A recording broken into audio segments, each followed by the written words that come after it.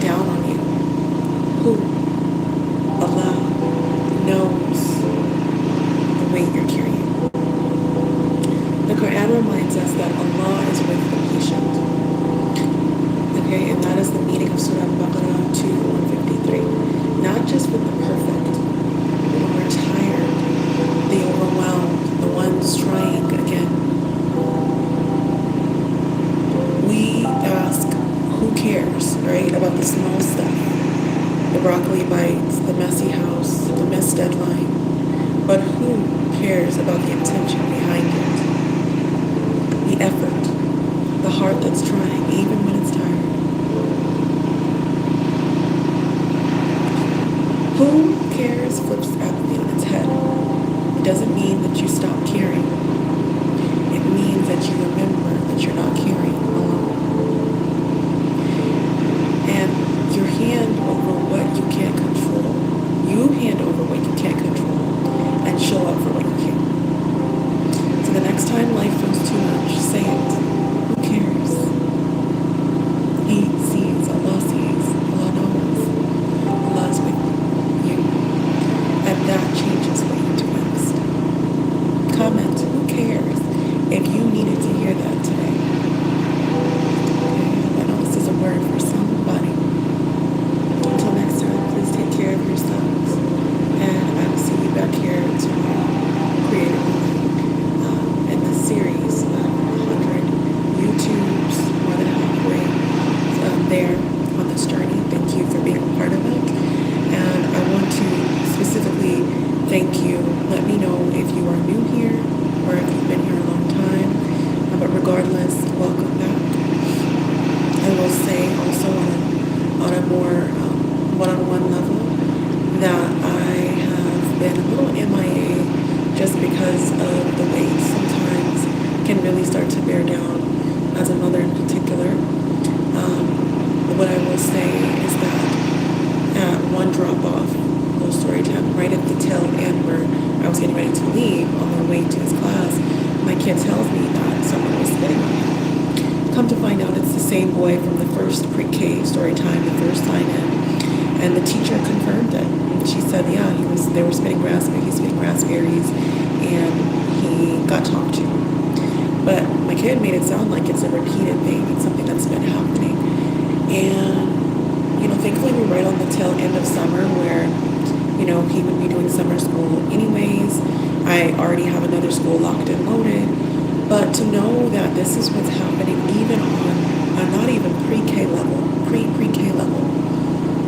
You know what I mean? Like, how are these things still continuing on our watch, right? On our watch. And so I think it is a blessing in big disguise, but it's also an affirmation still that Allah sees, because for this to be something that I witnessed as a teacher myself, and then to go on and see that it's not just an older kid thing, it's not just a school specific thing, but that this is something, this bullying, if you want to put it lightly, this harassment, and more specifically this racial propaganda and brainwashing of hatred, right? It starts so young. It starts so young. And unless we are intentional about how we approach things as teachers, as parents, and specifically as schools, then it's going to continue. You can't just put a blindfold on and expect that it's going to work itself out. So, yeah, that happened. And thankfully, it was about earlier this week, if not last week, that it was first brought to my attention. No, it was this week. Yeah. And that has been a big thing for me right now, is just trying to navigate that and really make sure that doesn't happen again, basically. Like, we will not be returning to public schools. I'll say that much. We will stick to the private schools, the charter schools, like I was raised for the most part to do, and like he has been doing pretty much until this point. We were at a public school 1 month in that same district that I was working for, and no ma'am, no ma'am, blonde boy, anybody is not going to be sitting there getting away with spitting on anyone under my watch, especially not my own blood. Okay, not some someone as precious as my only child, my firstborn. So that's just that on that. I see some comments. Thank you so much. Forgiveness. I really, forgiveness is underrated. Yeah. Appreciate your kindness. And hi, Mr. Shell. I don't know how to address you. Roro, welcome. David, Gozan. Where are you guys coming in from? I really want to know more about who is here. Like I said, there's quite a few new people, and it's like coming off the woodwork. So you self-identifying really makes a difference for the community, having a safe feel, people knowing like who's in the room, and so on and so forth.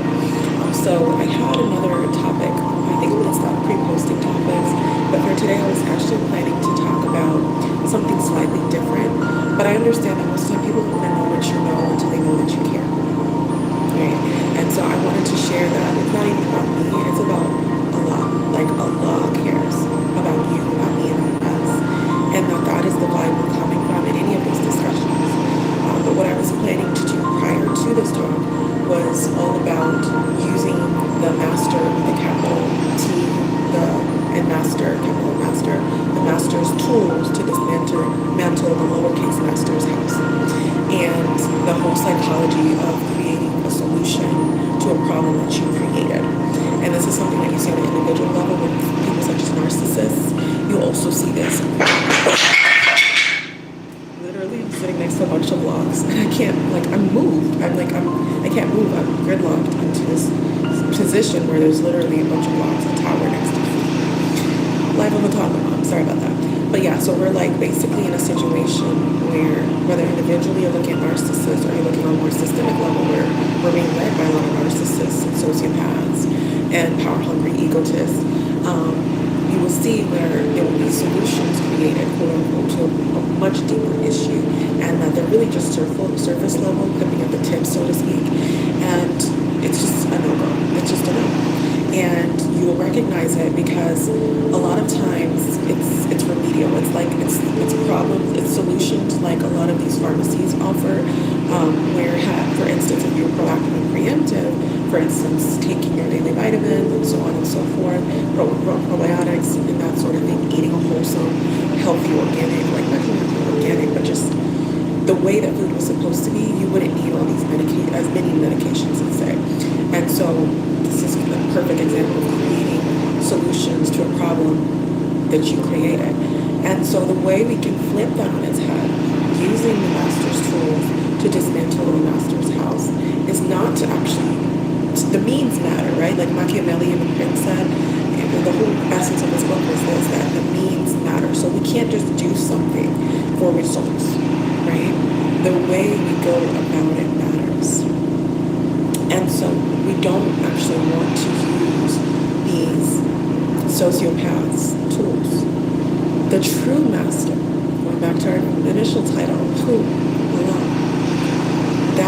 Those tools that Allah gives us, those methods that are tried and true by the classical scholars that follow his path, those are the ways to really get down to the root of these, not only individual issues, but social issues of creating solutions to problems that you created. On a certain level, that's just what it comes down to.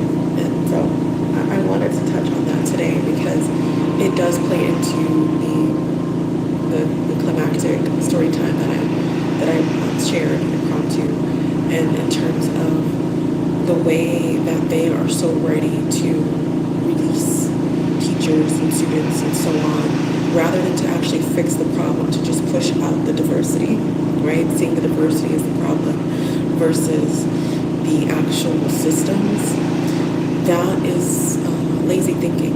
And the way that I've really been going about it is not just being like a turnaround teacher in terms of having that as my MO, that I am not here to stay as a teacher. I'm basically a really nicely branded substitute.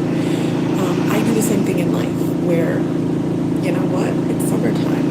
Of course we're not going to stay, we're going to be leaving this school anyways. Of course she's going to have another school locked and loaded no matter what, because same thing,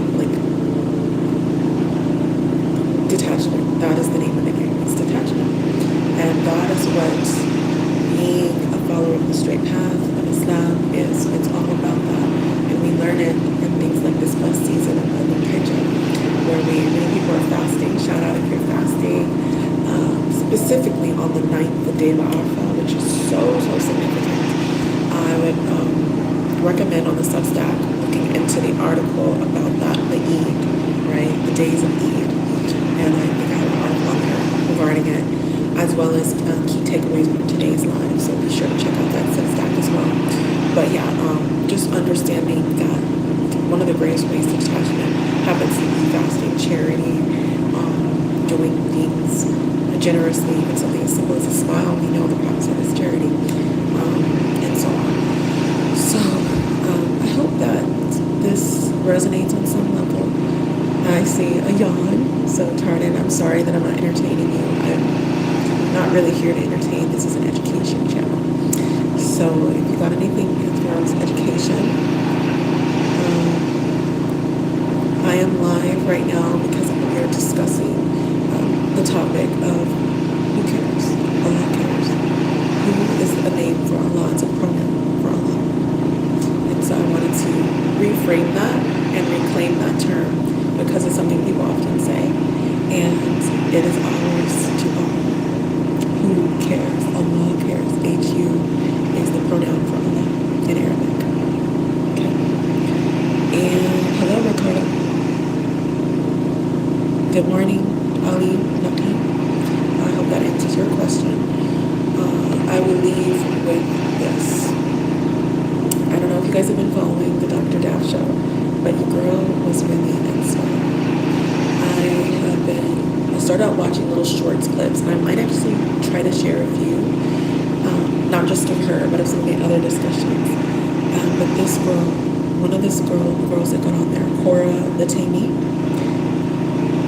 insane. She went wild. Like, if I would say she's like the Muslima Muhammad Ali in terms of her words.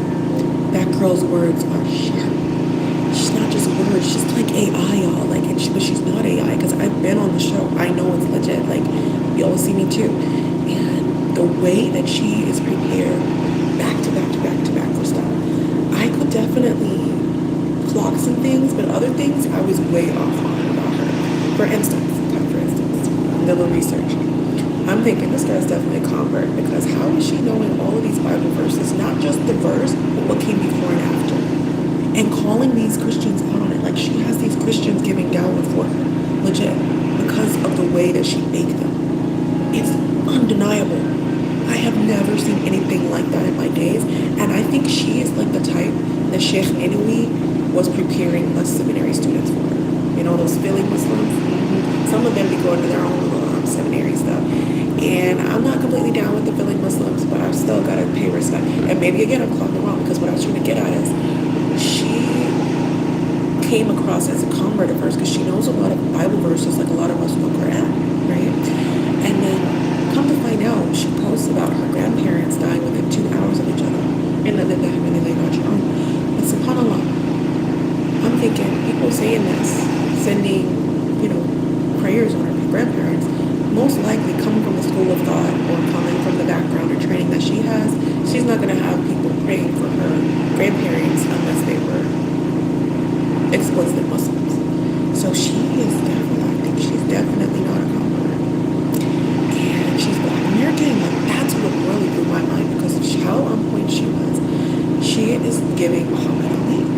Like, she is giving, like, they used, like, W.D. Muhammad's community was so no nonsense when it came to their presentation, when it came to their evidences, when it comes, because still there's those like that today. I think a lot of us have gotten a little more lax, a little more burnt out, and just frankly more oppressed. So, but I didn't get that from her, where it was just like she was not conceding to anything. She was not leaving any crumbs. And rightfully so. And the only critique I could really give of her is the fact that she was using more of the, the less classical, Muslim classical methods of presentation when it came to her dawah, which makes sense because we're not in a classical age per se. Like, this is a digital age. That's how you get people, is rage bait. That's how you engage a lot of people, and that's what she came for. She came for debate, and she was debating. She did not come for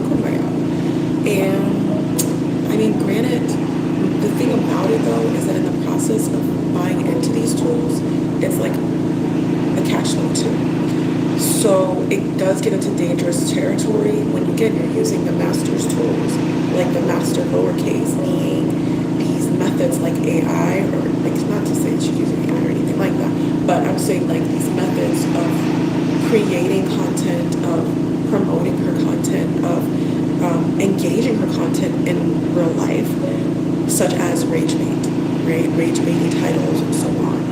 Definitely when it comes to akhlaq or character, I'm not one to judge or to say anything about it, period. But I think that we get into dangerous territory when we don't have that positionality or that initial, like positionality is something that we do not only in the Muslim world, but also secular world, where it's like you have to know who you're talking to. You have to know who you're arguing against. And so I respect the level of boundaries that Cora with the aura has, in the sense of not revealing much about herself. I think it's very wise to the point that she had me like, okay, oh, you think I'm wearing this for fashion? No, this is like the best boundary. It is so nice because, like, how else would she retain that level of composure, that level of privacy and autonomy and agency over her emotions and her body if it were not more covered as hers was?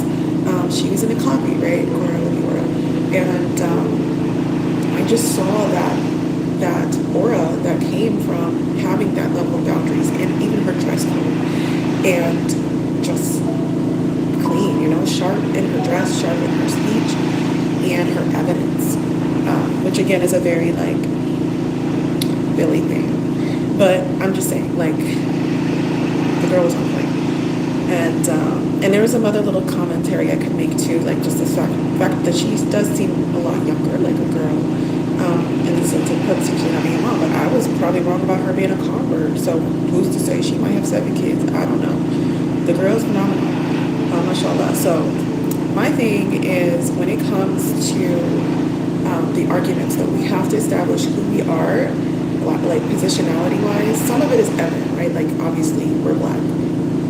Based on her speech pattern, it was kind of obvious she was Black American. But still, we don't want to be presumptuous as speakers or as listeners. And so on a secular level, people have positionality. In our Islamic tradition, right? There's this thing where you have to, or most of the great teachers and classical scholars, they generally preface or start their books with sharing more about who they are. And it's to the point that a lot of times we can't take information, we can't take lessons and knowledge from people if we don't actually know. Sorry, I'm taking this. We can't listen if we don't actually, we can't, it's kind of neutral. You don't necessarily take rulings and so on unless you know who the person that you're taking it from is. Okay, what is their credentials, what's their background, and so on. So there's a level to that because you don't want to overshare, and I don't think it's like there's much needed. We know that she studied. We know that she's not white. We know that she is very much engaged and believing in Allah knows best, right? But based on what she presents, she's very much believing in the message of Muhammad, and exhibiting the names of Al-Qahar and Al-Jabbar. Maybe not Al-Qahar, because that's something only Allah can do, like the forceful. Al-Jabbar, but the irresistible. That's what we can see and we can really learn from in her debates. So yes, check out the Dr. Daf show, One Muslim versus 20. Not 1, not 2, not 3, not 4, not 5, not 6, not 7, not 8, not 9, not 10, not 11. Y'all, 20 Christians. 1 Muslima. How could you not be proud? Like, how could you not? Like, it was giving Moses. It was giving Musa days. Really, like they had to bow down, just like the magicians. They had to bow down.